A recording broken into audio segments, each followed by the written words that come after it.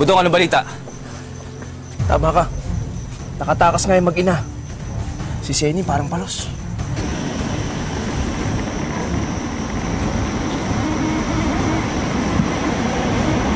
Kuya, bakit nahihinto? Ma'am, isa pa po. Wala naman ho akong magagawa. Ibig sabihin may pag-asa pa tayo sa kanila. Nakatakas nga eh. Hanapan ba ito hanggang magdamag? Budong, kunin mo yung sasakyan. Sundan mo ko. Bilisan mo. Ha?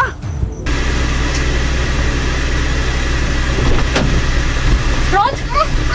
Akala ko matatakbuhan mo ako. Hindi mo ako matatakasan.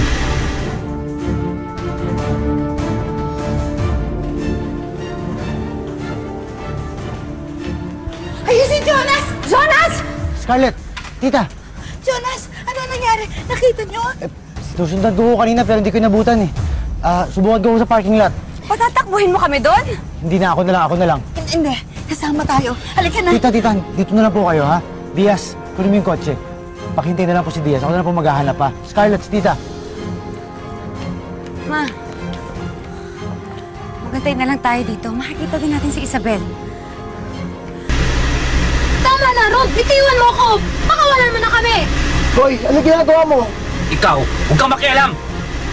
Manong, tulungan niyo po ang nanay ko. Sasaktan na naman po ulit siya ni Tita Rod. Ikaw, isa ka pa ha. Tumahimik ka! Halika, bumaba na tayo. Tara! Huwag! Ayoko! Ayaw mo. Sige, sama-sama tayo dito. Paano ang pakibalik sa ospital? Rod, huwag!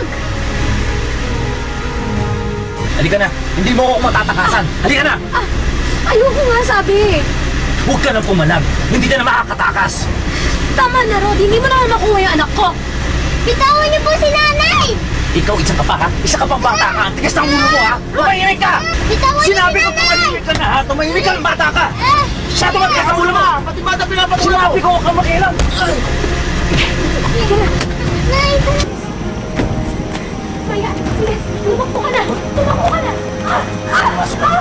Aray! Maya!